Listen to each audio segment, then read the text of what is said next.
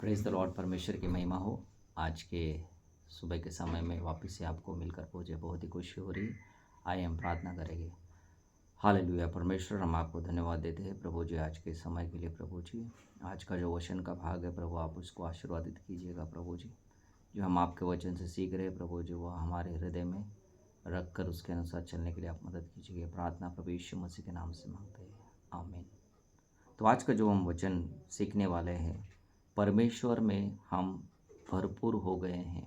पिछले बार हम लोग ने देखा था कि परमेश्वर ने हमें उसका बच्चा बनाया है, परमेश्वर के हम बच्चे हैं करके हमने पिछले बार सीखा था। तो आज का जो शीर्षक है वो कोलोसियों का 2 अध्याय और उसका 9 और 10वें वचन से मैं उस वचनों को पढ़ता हूँ। बाइबल में इस तरीके से लिखा गया है, क्योंकि उसमें ईश्वरत्व की सारी परिपूर्णता सदैव वास करती है और तुम उसी में भरपूर हो गए हो, जो सारी प्रधानताएं और अधिकार का शिरोमणि है। तो परमेश्वर में हम पूरी तरीके से पूरे हो चुके हैं या भरपूर हो चुके हैं। इसका मतलब ये है कि हम किसी और चीज़ से भरपूर नहीं हो सकते। एक उदाहरण के तौर पे हम देख सकते हैं कि अगर हमारा शादी हो जाएगा तो हम भरपूर हो जाएंगे, अगर हमारे बच्चे हो जाएंगे तो हम भरपूर हो जाएंगे। लेकिन ये सब लोग सोचते हैं उसके बारे में, लेकिन अगर हम बाइबल के तरीके से देखते हैं, अगर हमारे पास यीशु मसीह है, जिसने इस सृष्टि को बनाया, जिसने आपको और मुझे बनाया, जिसके पास सब कुछ शक्तियाँ हैं, तो अगर हम उसके ऊपर भरोसा करते हैं तो हम ये जान सकते हैं कि परमेश्वर में हम परिपूर्ण, परमेश्वर में हम भरपूर हैं। क्यों ऐसे हम कह सकते हैं कि परमेश्वर में हम भरपूर हैं? क्योंकि परमेश्वर के साथ हमने एक अन्योन्यता बनाई है, परमेश्वर के साथ हम एक हो गए हैं। तो परमेश्वर हमसे एक होने के लिए परमेश्वर ने क्या किया? बाइबल में लिखा गया कि परमेश्वर मनुष्य का रूप उन्होंने धारण किया और हमारे लिए वो इस धरती पर आया। इसके वजह से अब हम क्या हो चुके हैं? उसके साथ कलवरी के द्वारा हम एक हो चुके हैं। अगर हम परमेश्वर यीशु मसीह पर विश्वास नहीं करते हैं या उसके साथ नहीं रहते हैं, तो हम परमेश्वर से अलग है और हम अपने आप को भरपूर नहीं कर सकते हैं। हम अधूरे हैं, ऐसा हम कह सकते हैं। क्योंकि परमेश्वर का वचन 9वें अध्याय में हम देखते हैं कि परिपूर्ण, या परमेश्वर ने हमें परिपूर्ण किया है। वो कैसा होता है? जैसे हम देख सकते हैं बाइबल के वचन के द्वारा, जैसे एक फाटी उसके पेड़ के साथ लगा रहता है, तभी वो क्या होता है? परिपूर्ण होता है। अगर उस फाटी को हम पेड़ से निकाल देते हैं तो क्या हो सकता है? उसमें वो फल नहीं दे सकता है। इसी तरीके से हमें परमेश्वर में बना रहना है। जब भी हम बना रहते हैं तब परमेश्वर हमारे जीवन में काम कर रहा है। तो परमेश्वर का जो परिपूर्ण हमारे में है, और परिपूर्ण इसका मतलब है कि परमेश्वर परिपूर्ण है, इसलिए हम भी परिपूर्ण हैं। परमेश्वर जब भी हमें भरपूर करता है, वो एक इंस्टॉलमेंट की तरह नहीं देता है, थोड़ा थोड़ा करके हमें नहीं देता है। लेकिन परमेश्वर पूरी तरीके से एक ही साथ हमारे जीवन में क्या करता है? वो काम कर सकता है। तो इसके लिए हमें हमारा पोजीशन जो है, हमारा जो ओहदा जो है, हमें वो जानना बहुत ही ज़रूरी है। क्योंकि जब हम उसके ओहदे को जान सकते हैं, परमेश्वर के परिपूर्णता को जान सकते हैं, तब हम उसके पूरी तरीके से उसके अनुसार हम चल सकते हैं।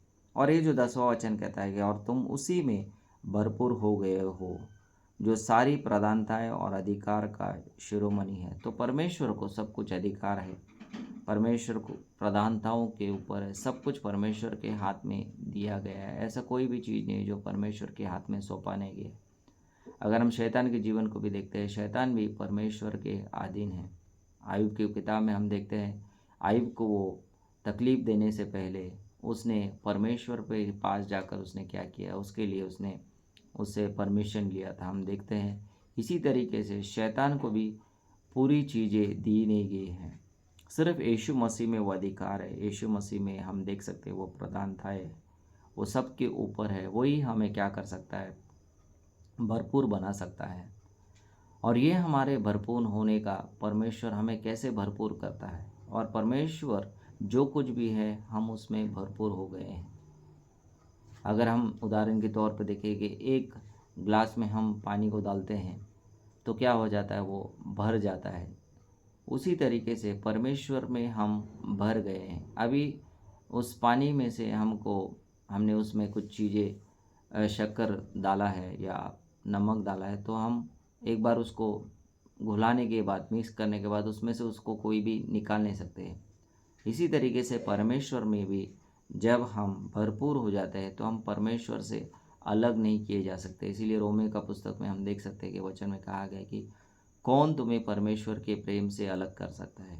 कोई भी चीज़ हमें परमेश्वर से अलग नहीं कर सकता है, क्योंकि परमेश्वर हमारे साथ है। परमेश्वर ने हमें भरपूर बनाया है, परमेश्वर में हम भरपूर हैं। इंग्लिश में उसको कहा जाता है वे कंप्लीट इन क्राइस्ट। तो परमेश्वर में हम उस भरपूरता में क्या करते हैं, हम चलते हैं। आज हमें बाकी कोई चीज़ों की कमी नहीं है, क्योंकि हम परमेश्वर में बने हुए हैं। और इसी तरीके से 1 यूहन्ना 4:4 उसका ये भी परमेश्वर का वचन बताता है कि इस जग में जो है उससे बड़ा परमेश्वर आपके अंदर वास करता है। तो परमेश्वर हमारे अंदर पवित्र आत्मा के द्वारा वास करता है। तो परमेश्वर हमारे जीवन में एक साथ हम मिलकर काम कर सकते हैं। तो इसको कैसे हम कर सकते हैं, लेकिन एक हम उदाहरण के तौर पे देख सकते हैं। एक किसान जो है वो क्या करता है, एक बीज को बोने के पहले वो ज़मीन को अच्छा करता है, उसको खोदता है और बाद में उसको क्या करता है, बीज डालता है और वो उगने लगता है। इसी तरीके से हमारे जीवन में भी उस बीज को उगने के लिए हमें परमेश्वर को हमारे जीवन में काम करने के लिए, कार्य करने के लिए हमें जगह देना पड़ेगा। जब तक हम उस काम करने के लिए जगह नहीं देते हैं, तब तक हम उसमें सही तरीके से भरपूरता में चल नहीं सकते हैं। तो परमेश्वर का एक वायदा है, परमेश्वर ने हमें भरपूर किया है, उसी में हम भरपूर रह सकते हैं। परमेश्वर को छोड़कर हम भरपूर कभी भी नहीं हो सकते। हम खाली हो सकते हैं, लेकिन परमेश्वर के साथ रहकर हम उसके भरपूरता में जीवन के साथ हम चलते हैं। परमेश्वर आपको इस वचनों के द्वारा आशीर्वादित करे। आइए हम प्रार्थना करते हैं। हालेलुया। परमेश्वर धन्यवाद इस समय के लिए प्रभु जी, जो आपने बताया है कोलोसियों के 2 अध्याय उसका 9वें और 10वें वचन में परमेश्वर आपने हमें परिपूर्ण बनाया है, भरपूर बनाया है प्रभु जी, उसमें हमें आगे चलने के लिए आप मदद कीजिएगा परमेश्वर। धन्यवाद हमारी प्रार्थना को सुनने के लिए, और जो लोग इस डिवोशन को सुन रहे हैं प्रभु जी, उनको भी आप आशीर्वादित कीजिएगा। ये प्रार्थना प्रभु यीशु मसीह के नाम से मांगते हैं, आमीन।